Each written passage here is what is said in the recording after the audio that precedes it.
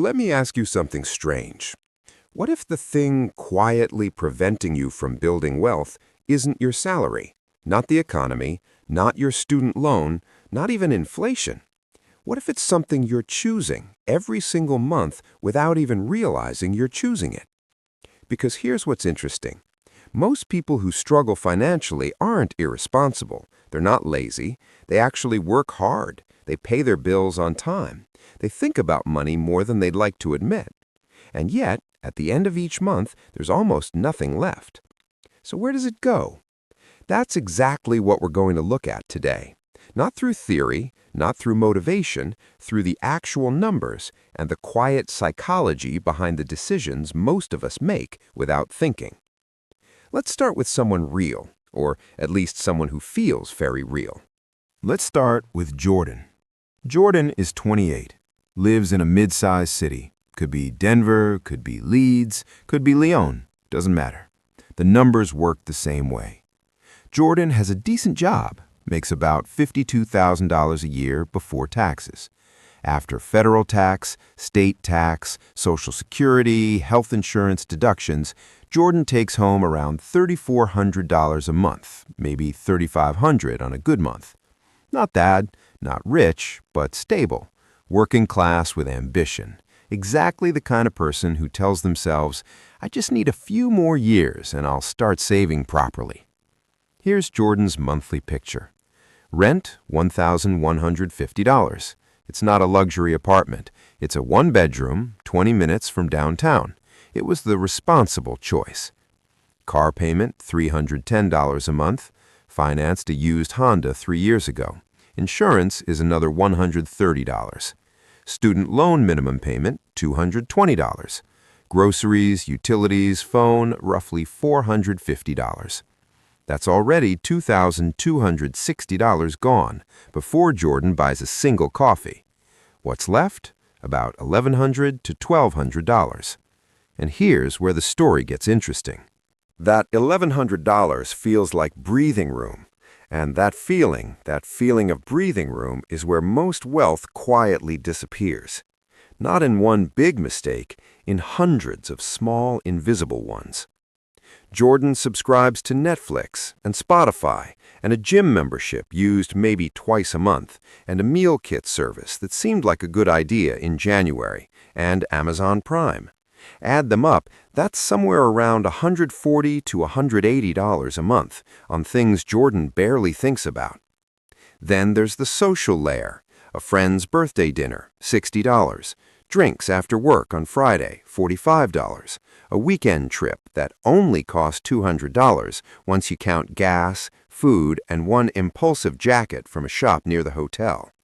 Jordan isn't being reckless. Jordan is just living. But let's do the math honestly. After subscriptions, after social spending, after the occasional small splurge, Jordan saves maybe $150 to $200 a month on a good month. Over a year, that's roughly $1,800 saved. Jordan is 28.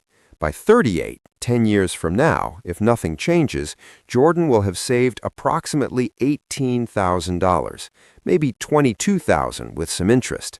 That's not a retirement. That's barely an emergency fund. And the painful part? Jordan feels like they're being careful. Now, here's where it gets really interesting, because this isn't a discipline problem. It's a design problem. The modern financial environment is not designed for you to accumulate wealth. It's designed for you to spend comfortably and consistently. Think about how subscriptions are structured. $12.99 a month sounds like almost nothing, but companies know exactly what they're doing. They're not pricing for your budget. They're pricing below your awareness threshold, the amount so small your brain doesn't flag it as a decision. You didn't choose to keep that gym membership last Tuesday. You simply didn't choose to cancel it. And that's the distinction that costs most people thousands of dollars a year. Psychologists call this status quo bias. The default setting wins. Whatever is automatic stays. Whatever requires action gets postponed. And then there's something called lifestyle normalization. When Jordan got a small raise last year, $200 more a month after taxes. What happened? The rent went up slightly. A slightly nicer restaurant became the new standard Friday dinner. The raise essentially dissolved within 90 days. This is one of the most reliable patterns in personal finance. Income rises, lifestyle inflates to match. The gap between earning and saving stays exactly the same. Not because Jordan is careless, but because there's no system in place to catch that money before it becomes lifestyle. And there's one more psychological layer worth naming. Delayed gratification is genuinely hard when the present feels financially strained. When you're working full weeks, paying full bills, and feeling the weight of it, spending $40 on a decent meal out doesn't feel like a mistake. It feels like survival. It feels like the only reward available. That's completely understandable, and it's exactly why willpower-based financial advice almost never works long-term. Let's leave Jordan for a moment and just look at numbers, because numbers don't have feelings, and sometimes that's useful. If Jordan saves $200 a month, which is roughly where things stand, and invests it in a broad index fund averaging 7% annual returns, here's what happens. After 10 years, roughly $34,000. After 20 years, roughly $104,000. After 30 years, roughly $243,000. Not bad. But now let's change just one variable. What if Jordan found a way to save $600 a month instead, 3 times as much? Not by earning more, just by redirecting what's already there. After 10 years, roughly $103,000. After 20 years, roughly $315,000. After 30 years, roughly $730,000. Same income, same job, same city. Just a different relationship with the $1,100 that's left after fixed expenses. That difference, $487,000 over 30 years, doesn't come from a higher salary. It doesn't come from stock picking or risk. It comes from noticing the leak and choosing differently. Now, can Jordan actually find an extra $400 a month? Let's look at that honestly, without pretending it's easy. Cancel the services that go unused, even temporarily. That might free up $80 to $100. Cook at home 4 more times a month. That could recover another $80 to $120. Pause the car upgrade plan Jordan was casually considering. Keeping the current car another 2 years instead of trading it in saves hundreds in new finance charges. None of this is dramatic. None of it requires living like a monk. But together, it changes the math significantly.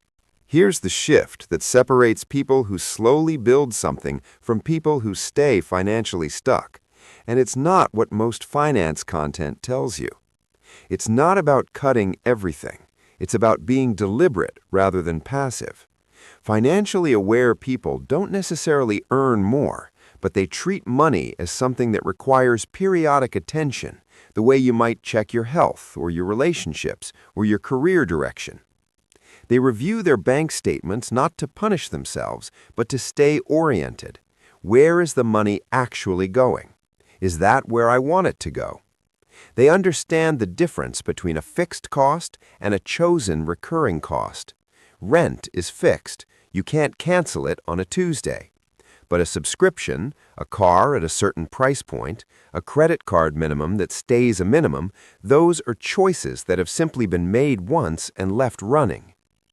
They also think in annual numbers, not monthly ones. $12.99 a month doesn't sting, but $155 a year for something you barely use, that's a little clearer. $340 a year for the streaming service you and 3 others could split, suddenly the math looks different. And perhaps most importantly, they pay themselves first. Not what's left over, not what's remaining after the weekend. Before anything else moves, a fixed amount goes somewhere intentional. A pension contribution, an index fund, a savings account that isn't attached to the current account. This isn't about deprivation. It's about removing the decision from the moment of temptation. Because in the moment, there's always a reason to spend. Always. The system has to work without depending on willpower in that moment. Jordan doesn't need to become a different person. Jordan doesn't need a 30% salary increase, or a side hustle that eats evenings, or a radical minimalist lifestyle change. Jordan just needs to close the gap between what feels like being careful and what actually is being careful. And that gap isn't closed by reading more finance books or watching more videos. It's closed by sitting down once and looking at 12 months of bank statements with honest eyes. Not to judge, not to regret, just to see. Because once you can see it, the subscriptions you forgot about, the months where social spending doubled, the salary that quietly became lifestyle, you can make actual choices. And actual choices made consistently over years are what builds something real. That's not a guarantee. Nothing in personal finance is. Markets move, lives change, unexpected costs arrive. That's all true. But the person who is intentional, who knows where their money goes and makes a decision about it, is in a fundamentally different position than the person who is simply hoping the month turns out okay. So, back to the question we started with, what if the thing standing between you and financial stability isn't your salary? What if it's the invisible architecture of small decisions, made once and left running, that quietly absorbs the difference between where you are and where you'd like to be? That's not a comfortable thought, but it's a useful one. Because unlike the economy, unlike inflation, unlike your employer, that part is something you can actually look at. And looking is always the first step. If this kind of honest, grounded perspective is useful to you, subscribing helps more people find it. No pressure, but it helps. See you in the next one.